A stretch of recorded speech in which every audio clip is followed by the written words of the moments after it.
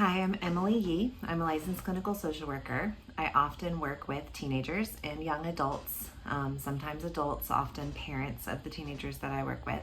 And a common theme that we have come through is relationships and feeling exhausted in them, especially as somebody who is very intense or gifted and prone to perfectionism and wanting to get things right, wanting to be somewhat low maintenance. So let's dive in. We can really start with the feeling that is, I guess, what brings you into therapy. It's feeling exhausted, run down, burnout, like you don't know what else to do to make this relationship work. Sometimes people come in for therapy for this and they'll say things like, I just want to care less. Help me care less. And that's kind of a red flag for me of, okay, let's take a step back and look at this big picture and look at you as a person and how much you care about everything.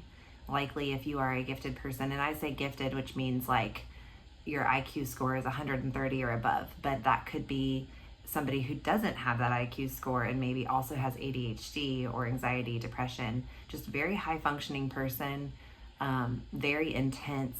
And if you've always been that way, you've always kind of considered yourself intense, deep feeler, sensitive, and you're in this relationship now and you're like, okay, now's the time for me to learn how to be less sensitive. I'm wondering if maybe that's not the case. So let's unpack it a little bit more. So the exhaustion of being in a relationship where you feel like I need them to be giving more or I need to care less is both that emotional weight of, oh, well, they're just having a bad day. If they were having a better day, they would act like this, or I know that they're really a good person. They've just been through a lot. You're making up all these excuses constantly, and it's managing your own disappointment of, I don't actually need that. I'm fine without that. I can take care of myself. I don't want to be too needy. And so there's this double whammy, burning the candle at both ends. On one side, you're making excuses for someone else. On the other side, you're telling yourself you don't actually have needs. And so in the end, there's no refreshment. There's no balance. There's no give and receive. There's just giving. And at the end of the day, you're kind of empty and feeling exhausted and like, is this all there is? And then also feeling like they're about to leave me or they could leave me at any moment. So over functioning in a relationship and taking on all the emotional burden and taking on all your own disappointment and not sharing that and having them carry that with you could be a trauma response. And I use trauma, there's capital T trauma, lowercase t trauma. Capital T trauma is like, I wasn't fed, I was beaten, I was, sexually molested, these big T traumas, or I was in a car accident where my life was threatened. Lowercase t trauma is an attachment wound, usually like my needs weren't met emotionally, consistently, or I wasn't understood. And so this is really the piece that is pretty common for most very intense people, gifted people, people who are on the spectrum or ADHD and maybe were raised by parents or one parent that wasn't, and so they just couldn't quite understand, or raised by parents who were but were shamed for it and so therefore passed that on. And so we have all these lowercase t traumas, and then the trauma response is to say, if I do more or if I do better, maybe I'll be able to get what I need. And so it's not necessarily just in romantic relationships. It can be at work, it can be in friendships, it can be with your family.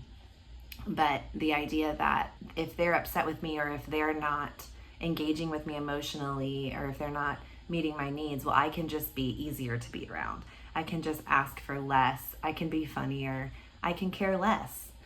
And taking that burden on for yourself. Ideally, if there wasn't trauma, if in your early days you were told your needs matter, you're important, you are the way that you are for a reason, I want to help you. If there's this kind of support emotionally, then if somebody was treating you poorly, you would say, my needs matter, they're important too. This isn't my fault that you're treating me like this, and I need to find somebody who can treat me better. And so potentially could be this lowercase t trauma response to take on over functioning in a relationship.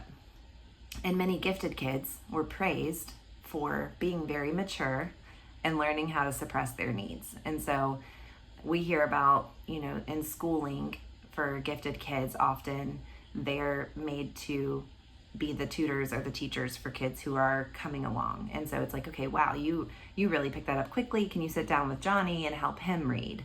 And as bored as you are as the gifted kid, you're like, okay, sure, I can make you happy, teacher, and make Johnny happy by being patient and teaching him how to read, even though I want to like claw my eyeballs out because this is so boring.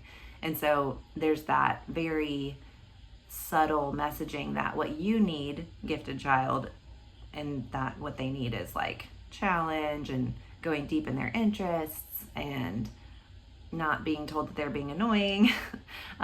What you need is not as important as what Johnny needs, and we need to get Johnny up to speed, and you just need to couch your needs, and then you'll get your needs met, which your needs at that point are just like me smiling at you and saying that you're helpful and you're so mature. And so being praised for that, it feels like that's the way that I'm going to be seen.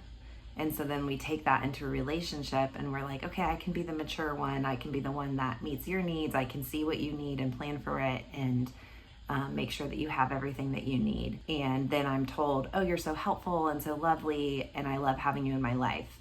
And so then there's this cycle, and that's what we're used to. So it feels like, okay, I'm being loved. And do we see that that's not necessarily, like, what if the tables were turned? Or even if there was like an even kind of give and take of, hey, I see that you have these needs and I've prepared this for you and I'm taking care of you too. Or thanks for looking out for me, but I am also looking out for myself and you can look out for yourself. And so just this like variety of caregiving instead of it all being on your shoulders all the time. Okay, so this concept of loving somebody's potential and thinking to yourself, gosh, they seem like a really difficult person, but I'm gonna love them until they sweeten up, until they soften up. I'm gonna teach them how to love me. I'm gonna teach them how to take care of themselves. I'm gonna help them believe in themselves. It is a tricky, tricky trap and very sticky for people that have had intense parents in their lives because their parents were maybe difficult to love, and if they did everything right, then all of a sudden the stars aligned and their parents were in a good mood and therefore met their emotional needs. And so intense kids get this like baby boot camp from 0 to 5 where they're learning how to be they're using all their spider senses to attend to their parents' mood swings and make sure, like, knowing when they're on, when they're off, and how to please them. And then when everything is good, then they get to feel loved and taken care of. And so they take that into their relationships. And they tell themselves on the days that are bad, oh, my mom loves me, because she does. She's just having a bad day. But that's like 85% of the time. And so then we take that forward into a relationship with somebody that's new to us and we think, they love me, they're just having a bad day. And their best version of themselves I'll eventually see. And so we settle for this breadcrumbing kind of like, oh, every little bit, that's a sign that they actually do love me and this is just a bad day. And so we're familiar with many bad days, and so we have a tolerance for that, and I call that your BS tolerance. And some people have a really high BS tolerance where they'll put up with it and put up with it and put up with it, and they're still telling themselves they love me very much. It's not it's not that they are not able to love me. And that's kind of a neither here nor there with what we're talking about. If they love you, that's kind of like, I like to refer to the plant in my room as your parents love you very much. They've done the best that they can. Even the person that you're dating, they're loving you to their best capacity. The question is that what you want to choose for your one and only life? You know, that the level that they're capable of loving you, is that what's enough for you? And is that was enough for like little you? If you were to kind of look at little you and say, okay, you're going to have this level of love and care. And that's it. That's all we're going to go for. We're not going to kind of hold out for more. And we call that like fantasizing. It's like one day when my mom's in a good mood, she's going to take me to get my nails done and buy the things that I like and sit across the table from me and we're going to laugh at jokes and we're just going to enjoy life. And so you kind of fantasize about the good day while you're living the bad days. And we take that skill into our relationships. And so during the bad days, we fantasize about the good days until it's like, okay, like 99% of your days are bad. And yet you're holding on to this fantasy and you are refusing to let go of this person because you have this like fantasy of what it's going to be like as soon as they have a good day. And there's some reality testing that has to happen here of, are we in love with the fantasy or are we in love with the real person and not their potential? It's a really hard, I struggle with it.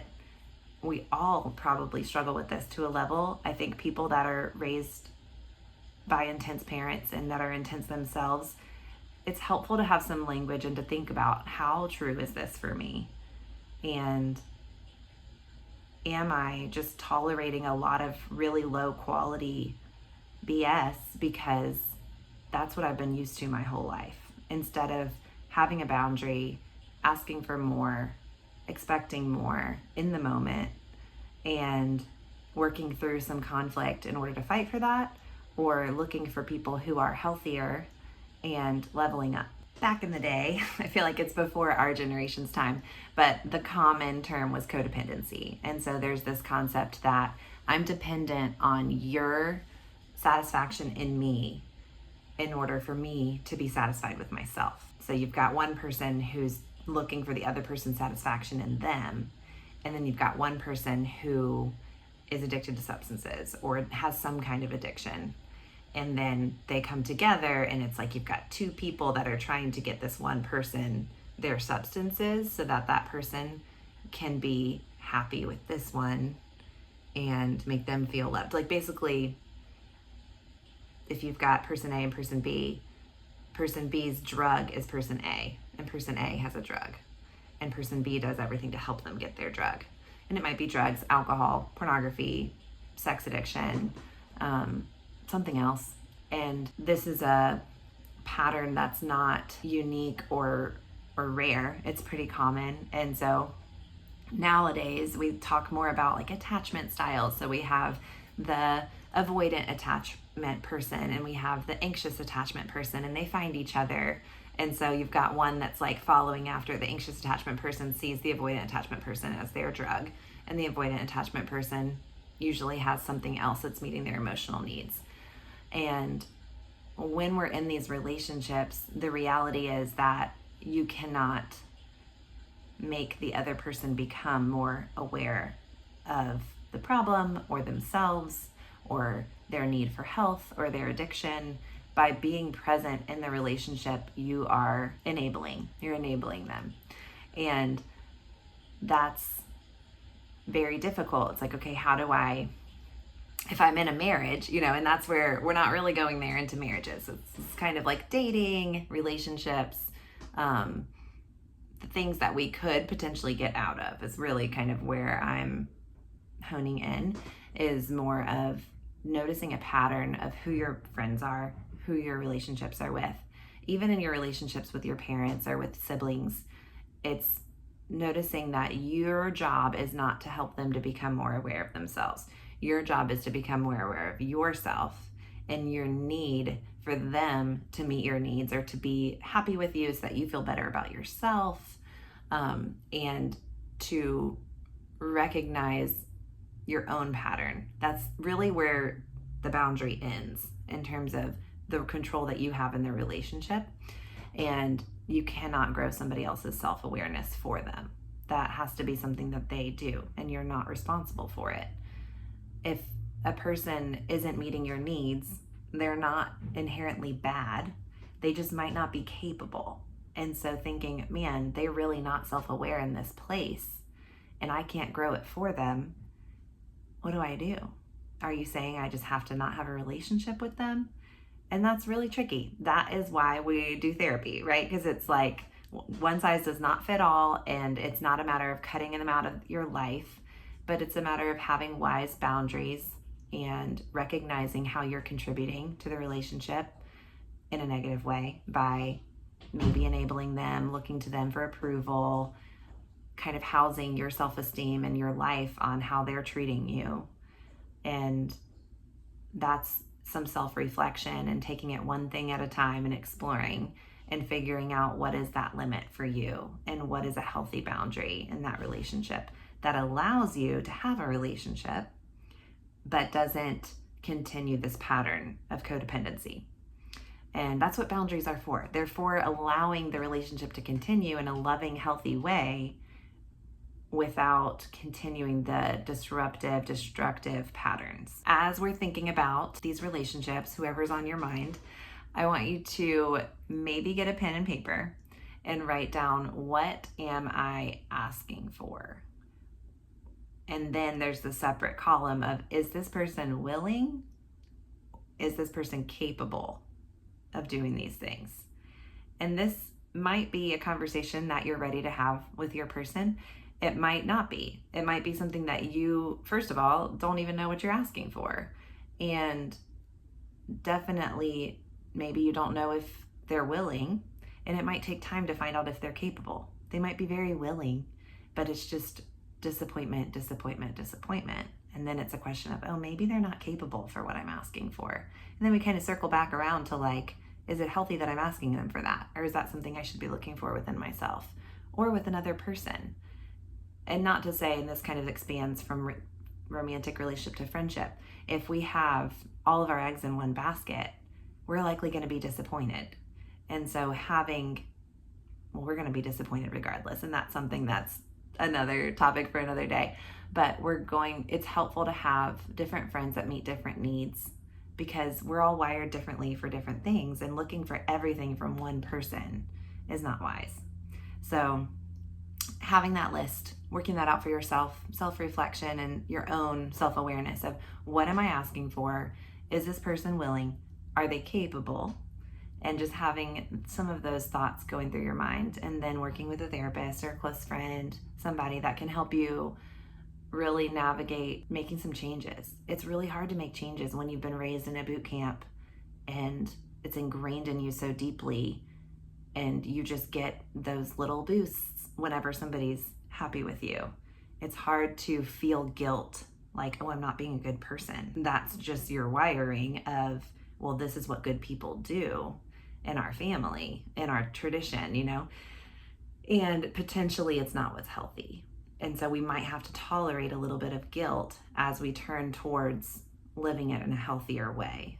And the only way we'll know that is because we've known where that other choice leads. And so we have to just remind ourselves of that constantly. We need some support, and then turning and trying something different. So not trying to do it alone, not thinking it's going to be easy or it's going to feel great, and taking some proactive steps. So I hope you found this helpful. If you would like to talk more, you can find more information on my YouTube page, but my email address is emilyke@gmail.com. My phone number is 904-357-7536. And you can call me or text me, and I'd just love to chat with you, see if we were a good fit, and schedule some time to meet together. Hope you have a great day. Talk to you soon.